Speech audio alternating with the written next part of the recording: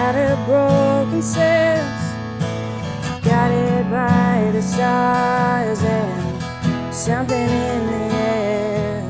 And who's the captain now? And all the find the drowned. And who will save your soul when saving gets sold? So don't drag me down with your ship, 'cause I am caught in your waves. I'm caught in your waves. We pass in the night, tattered and broken sails, guided by the stars and something in the air. Hey, I What's like up? it. How you doing? I'm doing good. Hey everybody, it's Brett from moreguitars.com, and this is Hannah Jones, The infamous. the infamous, soon to be famous. Well, you said it, not me.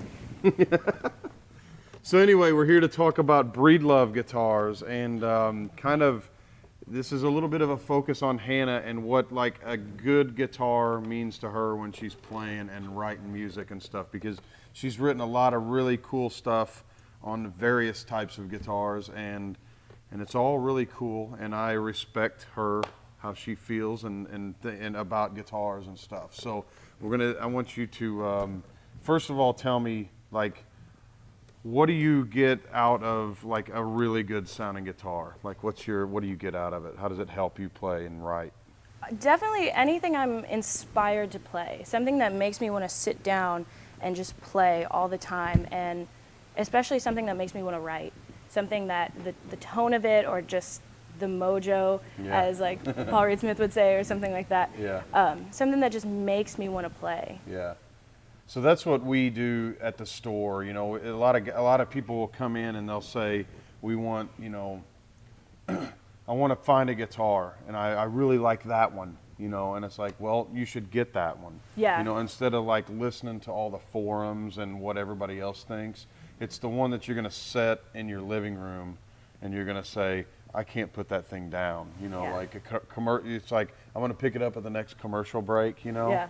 And then the next thing you know, it's an hour and a half later and you missed the show you were watching. You know what I mean? Have you Yes. done that before? Yeah, except with Netflix, you just have to pause it. Yeah, that's true. Right, that's good. But No commercials in the modern era. yeah.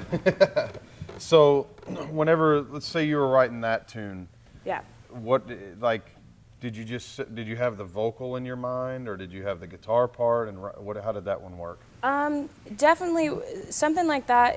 With this chord progression, it's so warm and open, and I was just thinking about home, and so things like that, like the chords that I'm inspired to play on certain guitars definitely influences the lyrics, because it just creates this feeling within you that you then want to push out to someone who's listening. That's pretty awesome.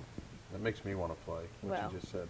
So for that particular song, the chords inspired the lyrics. Yeah. Okay, so definitely. that's what's cool, because whenever we're making these videos, we always have to come up with some lick, you know, to like work around and play, because we can't use other people's songs, you know, because we'll get thrown in jail for it or get a Copyright. fine. Yeah. So whenever we come up with those, what ends up happening is like the guitar kind of speaks to me and tells me what to play. Yeah. You know, so I almost, when I'm wanting to write different songs, I think I need to grab a different guitar. You know, so obviously if you're going to write a rock and roll song, you grab an electric guitar. Yeah. If you're writing this song, you grab an acoustic. But like certain acoustics even inspire you in a different way. For You know, sure. I know you've had, you know, before you started working at the store, you and your dad have bought countless guitars from here and other places, which is fine.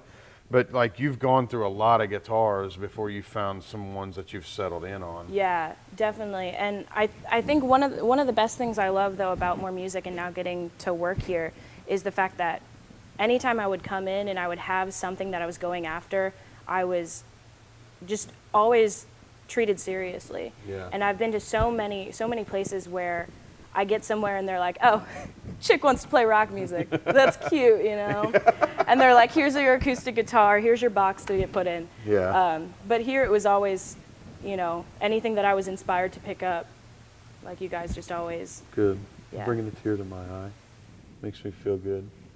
No, but that's cool. That's really awesome. And that's, you know, it's awesome having you here because, you know, we've always, I mean, how old were you when you first started coming in? Like 11 or 12? Yeah, like something like that. And Goodness. it's pretty cool to have you here. But it's great to hear your music, you know, and people need to know that, you know, a guitar or anything, you know, any instrument, piano, ukulele, guitar, even drums can inspire the beginning of a song. Yeah. The writing process, you know.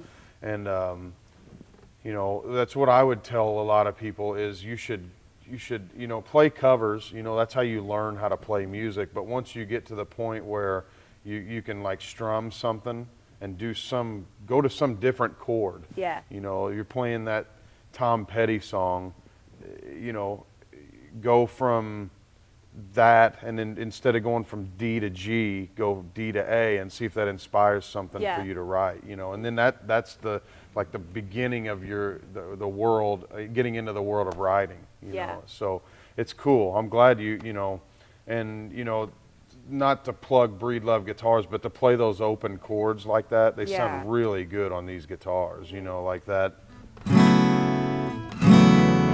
It's just sounds beautiful on these, right? Oh yeah, and I mean, I'm a sucker for just like a big body acoustic because I want something that's going to project. And like when I was little, I was like this tiny little 11-year-old girl who just wanted a J200, and I was sitting there like this. Yeah. But definitely in the shop, I saw this Dreadnought, which Breed Love, I feel like a lot of people pick up the smaller body guitars and don't look at the Dreadnoughts as much. Yeah. But like the first thing I played, I just sat there and I was just like.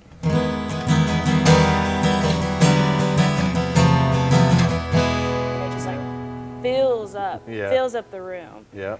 And so I looked at this and I was like, yep, this is the one for the video. Awesome. Well, that's cool. And you know, the